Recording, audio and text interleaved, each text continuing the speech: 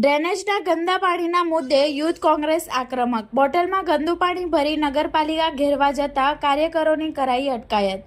વલસાડના પોસ્ટ વિસ્તાર ગણાતા તિથલ રોડ પર આવેલી આહિરવાડ પાસે છેલ્લા 4 મહિનાથી ડ્રેનેજ લાઇન ઉભરાવાની ગંભીર સમસ્યા સર્જાઈ હતી.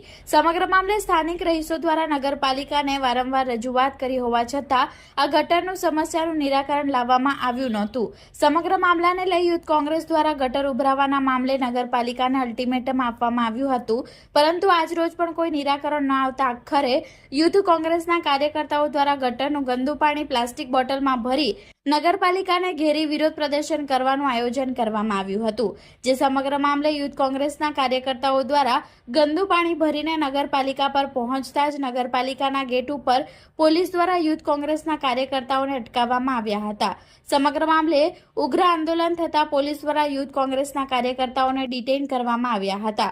પોલીસ દ્વારા તમામ કાર્યકર્તાઓને પોલીસ સ્ટેશને લાવી કાયદેસરની કાર્યવાહી હાથ ધરવામાં આવી હતી.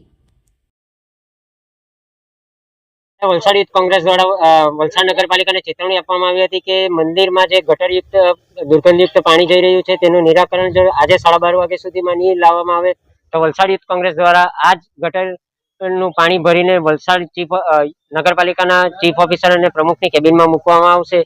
જ્યારે અમે ગટરયુક્ત પાણી બોટલમાં ભરીને નગરપાલિકા પર જઈ રહ્યા હતા ત્યારે જે રીતે દર વખતે ભારતીય જનતા પાર્ટી પોલીસ તંત્રને અગાડી કરીને અમને અમારો વિરોધ રોકવાની પ્રયાસ કરે તે રીતે આ વખતે પણ અમને ડિટેન કરવામાં આવ્યા છે.